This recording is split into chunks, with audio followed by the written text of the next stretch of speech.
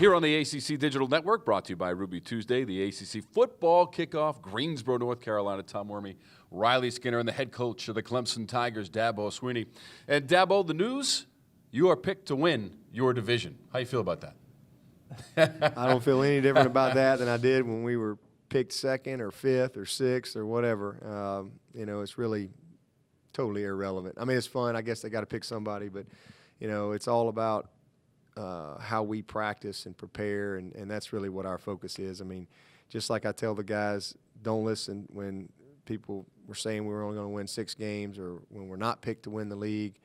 It really doesn't matter. When it matters is November. That's when it really matters, because then it's based on reality. Everything that the preseason stuff is about is based on past performance, and past performance really doesn't have anything to do with August 31st. Well, Coach, we know what Taj Boyd can do, and he came back, but I want to look to the offensive line. You've got 4 of the 5 guys returning. How big of an asset is that to y'all's offense in general and Taj Boyd? Well, it's big. This time last year we were replacing all of our offensive line. We had 2 guys returning, and now fast forward we've lost 1 guy. But not just the 4 that are coming back. We had some key guys get some experience last year as redshirt freshmen, and I think all those guys are ready to kind of take another step. So we're going to have more competition for jobs in this year's fall camp than we had last year. There was a bigger drop-off, and I think that is a good spot to be in, because ultimately you want to get the best 5 on the field.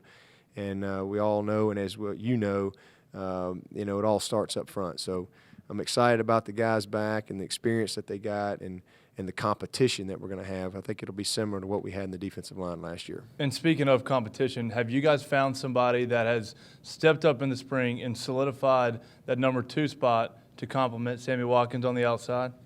Well, we've got 4 guys that are juniors that have played a lot of football and have all had big moments. And Martavis Bryant is a guy that has all the potential in the world, and he's finally committed himself and is bought in, and he's had a great spring, great summer.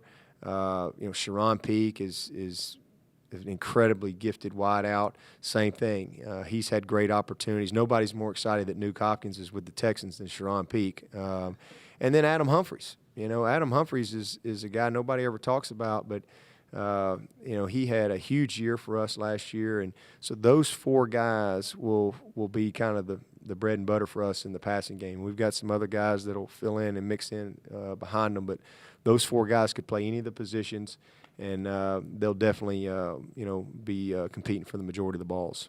So, Coach, last year you lead the conference in offense, but you do lose a 1,000-yard back in Andre Ellington.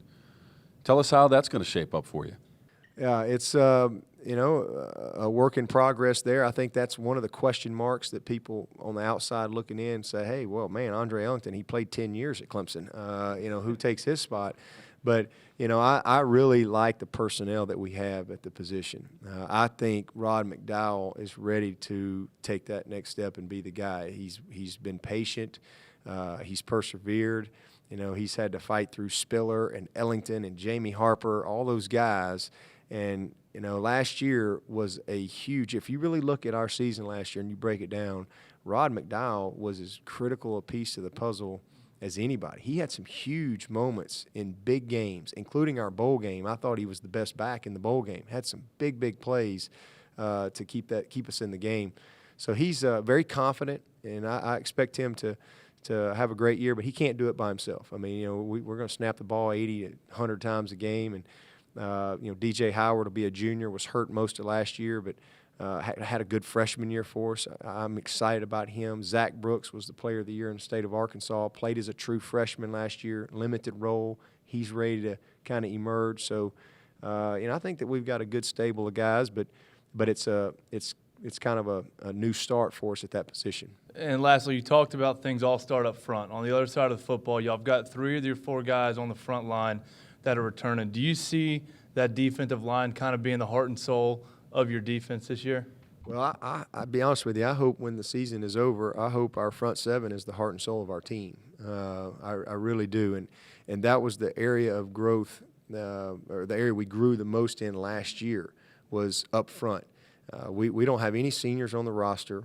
We only lost one guy in Malachi. He's with the Falcons now.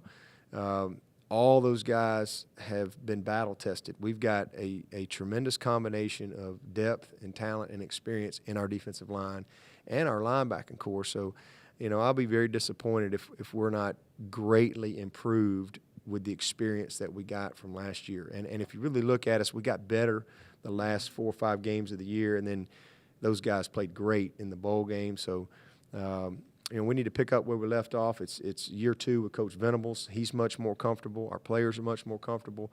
The real area that we've got to, greatly improve is in the secondary. We've got a lot of new faces back there, and that's going to be the key to our defense. Can I sneak one more in on you? I look at your schedule here. I see Georgia in the first week. How about that one?